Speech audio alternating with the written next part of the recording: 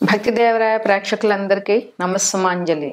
శుక్లాంబరధరం విష్ణుం శశివర్ణం చతుర్భుజం ప్రసన్నవదనం ధ్యాయేత్ సర్వవిఘ్నోపశాంతయే. అగజా ఆనన పద్మార్కం గజానన మహర్నిశం అనేకదంతం భక్తానాం ఏకదంతముపాస్మహే ఏకదంతముపాస్మహే. ఓం శ్రీ మహాగణాధిపతయే నమః. ఓం శ్రీ సరస్వత్యై నమః. ఓం శ్రీ మాత్రే నమః. మనం ఇప్పుడు ఫిబ్రవరి నెల అంటే మాఘమాసం యొక్క మాస ఫలితాలు చెప్పుకుంటున్నాము. జనవరి 29 అమావాస్య 29 నుంచి ఫిబ్రవరి 28వ తారీఖు వరకు మాఘమాసం మొదలవుతుంది. ఈ మాఘమాసం చాలా విశిష్టమైనది. ఈ చాలా పుణ్యకార్యాలు చేసుకోవడానికి, వివాహాది శుభకార్యాలు చేసుకోవడానికి, ఇంకా నోములు వ్రతాలు ఏవైనా చేసుకోవడానికి మాఘమాసం చాలా మంచిది. ఈ మాఘమాసంలో వచ్చే శివరాత్రి నాడు కొత్తగా నోములు పట్టాలి అనుకున్న వారందరూ కూడా, స్త్రీలందరూ కొత్తగా నోములు పడతారు. ఈ మాఘమాసం విశిష్టత ఏమిటంటే సూర్య భగవానుడి ఆరాధన. ఈ మాఘమాసంలో పూర్తిగా అన్ని ఆదివారాలు కూడా చాలా విశిష్టమైనవి. ఈ ఆదివారాలు సూర్య భగవాన్ ఆరాధన మనకి చాలా ఆనందాన్ని, ఆరోగ్యాన్ని ఇస్తుంది. సూర్య భగవానుడు ఆరోగ్యానికి ప్రదాత. అందువల్ల ఈ మాఘపాదివారాలు పాలు పొంగించి ఆవు పిడకలు తీసుకొచ్చి మనం ఇదివరకైతే దానిలాగా వేసి తాటలో పెట్టేవారు. ఇప్పుడు పిడకలు దొరికిన వాళ్ళు పిడకలు, లేదంటే కుంపట్టు మీద నిప్పులేసి దాని మీద పిడకలు పెట్టి పాలు, మా చిన్నతనంలో మా అమ్మ వాళ్ళందరూ అలాగ పరవాన్నం చేసేవారు. ఆ పరవాన్నం కూడా గరిటెతో కడపకుండా చెరుకు గడతో కలుపుతూ పరవాన్నం చేసేవారు.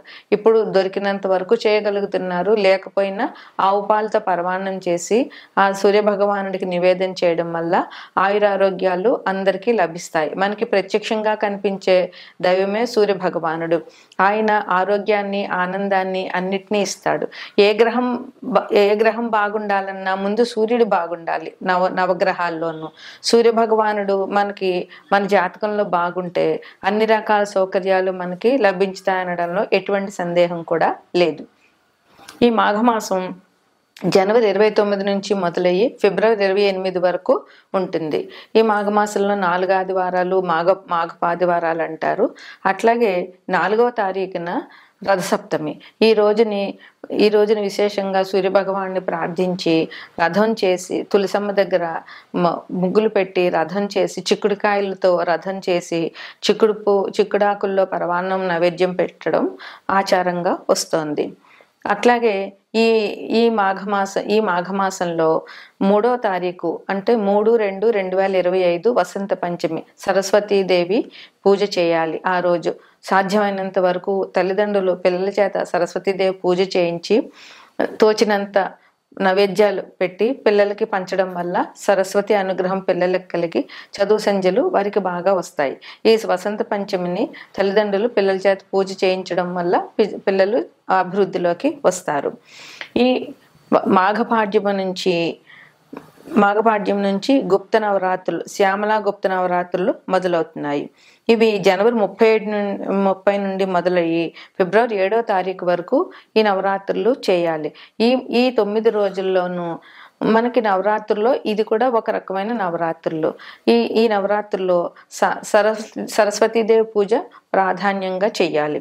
మాతంగి అష్టోత్తరం కానీ, శ్యామలా అష్టోత్తరం కానీ, లేదా శ్యామలా షోడశనామాలతో అర్చన కానీ, అదంతా రాకపోతే సరస్వతీదేవి అష్టోత్తరం కానీ, లేదా సరస్వతీదేవి సహస్రనామాలతో కానీ పూజ చేసి 9 రోజులు పిల్లల పుస్తకాలు దేవుడి దగ్గర పెట్టి తల్లిదండ్రులు పూజ చేయడం వల్ల పిల్లలు అభివృద్ధిలోకి వస్తారు. ఈ 9 రోజులు కూడా ఈ శ్యామలా గుప్త నవరాత్రులు కూడా ఈ మాఘమాసంలో చెప్పుకోదగినటువంటి మంచి పండుగ. ఇక అన్నిటికంటే ముఖ్యమైనది, చాలా విశిష్టమైనది మహాశివరాత్రి. అది ఫిబ్రవరి 26వ తారీఖునే మహాశివరాత్రి వచ్చింది. ఈరోజు శివుడిని పూజించడం వల్ల అందరికీ చాలా మంచి జరుగుతుంది. అన్ని దైవాల్లోకి శివ భగవానుడే ముఖ్యం.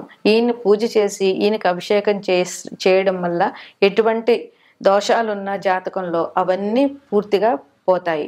శివ భగవానుడు సంకల్పించితే శివుడి ఆజ్ఞ లేనిదే ఏమైనా కుట్టదు అంటారు. మనకి ఏది జరగాలన్నా శివుడి ఆజ్ఞ ఉండాలి. అందువల్ల శివపార్వతులు ఈ లోకానికి తల్లిదండ్రులు. శివపార్వతులను పూజించడం వల్ల, శివుడికి అభిషేకాలు చేయడం వల్ల, భక్తితో ఓం నమ శివాయ అని శివ పంచాక్షరి చేయడం వల్ల మనందరికీ కూడా చాలా మంచి జరుగుతుంది. జీవితంలో ఉన్న కష్ట నష్టాలన్నీ కూడా పోతాయి. అందువల్ల ఈ మహాశివరాత్రి నాడు పొద్దున్న ఉదయాన్నే లేచి గుడికి వెళ్ళి శివ దర్శనం చేసుకుని, ఇంట్లో పూజ చేసుకుని, రోజంతా ఉపవాసం ఉండి, రాత్రి ఎవరి ఆనవాయితీని బట్టి వారు పండ్లో ఫలాలో ఏదైనా తీసుకుని రాత్రి జాగరణ చేయడం వల్ల ఈ మహాశివరాత్రి పుణ్యదినం జరుగుతుంది. అందువల్ల ప్రజలందరూ కూడా ఈ మహాశివరాత్రిని మంచిగా జరుపుని శివుని కృపకు పాత్రలవుతారని ఆశిద్దాం. తదుపరి మకర రాశి. ఈ రాశిలో ఉత్తరాషాఢ 2, 3, 4 పాదాలు, శ్రవణం 4 పాదాలు, ధనిష్ట 1, 2 పాదాలు ఉంటాయి. ముందుగా గ్రహస్థితి. మకర రాశిలోనే రవి బుధులు స్థితి పొంది ఉన్నారు. కుంభంలో శని భగవానుడు ఉన్నారు. మీనంలో శుక్ర రాహులు ఉన్నారు. వృషభంలో గురువు ఉన్నారు. మిథునంలో కుజుడు ఉన్నారు. కన్యలో కేతు ఉన్నారు. ఈ రాశి వారికి, ఈ మకర రాశి వారికి ఈ మాసం చాలా చాలా అనుకూలంగా ఉందని చెప్పవచ్చు. మంచి యోగ కాలం అని కూడా చెప్పవచ్చు. ఈ రాశి వారికి శని భగవానుడు అధిపతి. ఆయన ద్వితీయంలో ఉన్నారు. మకర రాశిలోనే రవి బుధులు ఉన్నారు. అందువల్ల ఈ రాశి వారికి ఈ మాసం అంతా చాలా బాగా ఉంటుంది. వీరికి ధనప్రాప్తి, ఏ పని మొదలు పెట్టినా కూడా వీరికి ధనం లభించే అవకాశం చాలా ఉంది. ఏ రంగంలో వారైనా కూడా వారికి ఎంత ధనం అయితే ఆ వృత్తి నుండి వారికి లభిస్తుందో అంత ధనం వాళ్ళు పొందగలుగుతారు.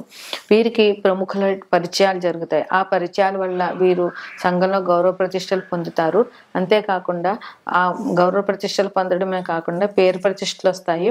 వారి వల్ల వీళ్ళు చాలా అభివృద్ధిలోకి కూడా వస్తారు. ఉద్యోగస్తులకైతే ఇంక ప్రమోషన్లు, బదిలీలు. వారికి బదిలీలు కోరుకున్న వారికి వారు కోరుకున్న చోటకి బదిలీలు జరుగుతాయి. ప్రమోషన్ ఎక్స్పెక్ట్ చేస్తున్న వాళ్ళకి ప్రమోషన్లు ఉంటాయి. అలాగే సన్మానాలు, అధికారుల ప్రశంసలు ఉద్యోగస్తులకి ఈ మాసం చాలా అద్భుతంగా ఉందని చెప్పవచ్చు. అయితే ప్రయాణాల విషయంలో అయితే ఆకస్మిక ప్రయాణాలు ఈ రాశి వారికి జరిగే అవకాశం ఉంది. అందువల్ల ఆ విషయంలో కొంచెం జాగ్రత్తగా ఉండవలసిన అవసరం ఉంది. అన్ని వృత్తుల వారికి కూడా ఈ మాసం చాలా అనుకూలంగా ఉందని చెప్పవచ్చు. దూర ప్రయాణాలు చేసే వారికి కూడా ఈ మాసం అనుకూలంగా ఉంది. వారు ఎటువంటి ప్రయాణాలకైనా ఈ మాసంలో సంసిద్ధులై వెళ్ళవచ్చు. విద్యార్థులు స్ట్రెస్ అనేది తప్పదు. 3 నెలలు స్ట్రెస్ అనేది ఉంటుంది, ఒత్తిడి. అయితే పోటీ పరీక్షలు ఎంత శ్రమ పడినా ఫలితం వచ్చినప్పుడు దానికి ఆనందం వేరేగా ఉంటుంది. అందువల్ల వీళ్ళు ఎంత ఇబ్బంది పడినా కూడా, ఎంత స్ట్రెస్ ఫీల్ అయినా పోటీ పరీక్షలో ఉత్తీర్ణత అనేటటువంటిది ఈ మాసంలో వీరికి కనబడుతుంది. కనుక వీరు కష్టపడి చదివి పోటీ పరీక్షలు ఉత్తీర్ణులు అవ్వగలుగుతారు. కుటుంబంలో సౌఖ్యం ఉంటుంది. కుటుంబంలో అందరూ ఒకటే మాట మీద నిలబడము, ఒకటే మాట మీద నడవడం వల్ల కుటుంబంలో అందరూ కూడా సుఖ సంతోషాలతో ఆనందంగా ఆహ్లాదంగా ఈ రాశి వారు ఉంటారు. మిత్రులతో కొంతమందికి విభేదాలు వచ్చేటటువంటి అవకాశం ఉంది. అన్ని రంగాల వారికి కూడా ఈ మాసం చాలా అత్యద్భుతంగా ఉందని చెప్పవచ్చు. అధికారుల అనుగ్రహం ఉంటుంది. ఏ రాశి ఎవరికైనా సరే వారి సపోజ్ విద్యార్థులకైతే వాళ్ళకి టీచర్స్ నుంచి, అలాగే భార్యలకైతే భర్తల నుంచి, ఉద్యోగస్తులకు వాళ్ళ అధికారుల నుంచి, ఇలా వాళ్ళ పై వాళ్ళ నుంచి ప్రశంసలు అందే అవకాశం ఈ రాశిలో వాళ్ళందరికీ బాగా ఉంది. వృత్తి వ్యాపారాల్లో ఏ వ్యాపారం చేసినా, ఏ వృత్తులు చేసినా కూడా అందరికీ మంచి ధనలాభం ఉంది, ఆదాయం వృద్ధి అవుతుంది. అలాగే ఈ మాసంలో వీళ్ళు వెండి వస్తువులు కొనడము, నూతన వస్తువులు కొనడము, అట్లాగే నూతన వస్త్రాలు ధరించడము, అలాంటివంటి కూడా చాలా బాగా జరుగుతాయి. వీరు ఏ ఆలోచన చేసినా కూడా అదే కార్యరూపంలోకి పెట్టగలుగుతారు. జనరల్గా కొంతమందికి ఏమవుతుందంటే అనుకున్నది ఒకటి, జరిగేది ఒకటి, అనుకున్నదన్నీ చేయలేకపోతారు. కానీ ఈ రాశి వారికి ఈ మాసంలో వారు ఏం పని చేయాలనుకుంటున్నా కూడా ఆ పని చేయగలిగే అవకాశం ఈ రాశి వారికి చాలా బాగా ఉంది. అయితే భూ సంబంధమైనటువంటి కార్యక్రమాలు చేసే వాళ్ళకి అనుకూలంగా ఉంది. స్పెక్యులేషన్ వాళ్ళకి కూడా చాలా బాగా ఉంది.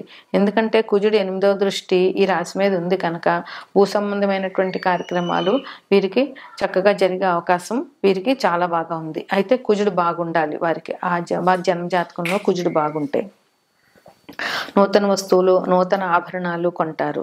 అయితే ఇది గ్రహచారాన్ని బట్టి, గోచారాన్ని బట్టి చెప్తాము. అదే జన్మజాతకంలో ఏదైనా గ్రహం అనుకూలంగా లేని వారికి కొంతమందికి కొన్ని ఇబ్బందులు అనేవి ఉన్నాయి. అవి ఏంటంటే ఉద్యోగస్తులకి కొంత అశాంతి, పై అధికారుల వల్ల ఇబ్బందులు, ఇంకా చర్మ సంబంధమైనటువంటి వ్యాధులు వచ్చే అవకాశం ఉంది.